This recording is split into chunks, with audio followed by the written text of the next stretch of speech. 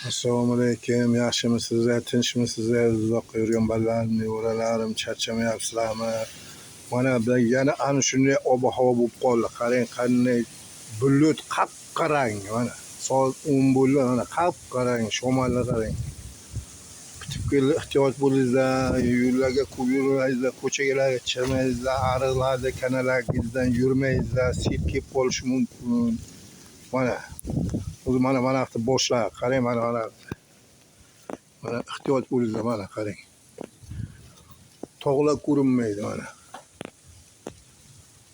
Qap-qara bitib qap-qarang bo'lib qolgan, mana. Mana shu yoqqa uryapti o'zi yomg'ir. Xuddi tunovnikida 19-chisiga bo'lgan voqea ham yana sodir bo'ladi. Xudoning o'zi asrasin hammani. Mana osmonlar qap-qarang ham o'zi. Shamol bilan kelyapti, mana. Ehtiyot bo'linglar, mana. Chakkadan yuringlar, ko'chalarga chiqmanglar. Bugun yomon sel kelayotgan kunga o'xshaydi bugun. Alloh asrasin deb. Alloh akbar deb Alloh akbar aytaveringlar, mana. Qarang, mana.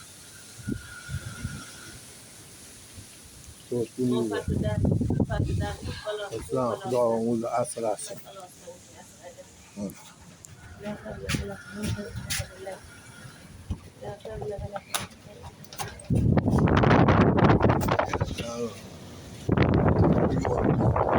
Mana bizdan kelayapmiz. Mana shu yerga turib qo'ymaydi. Zo'rni asrashni harakatlardan, ofatlardan, o'yt balolardan.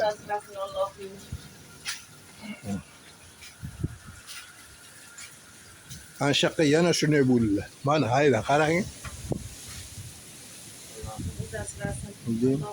Ana shu tumanga o'xshagan yomg'ir jala bo'lib uryapti. Mana.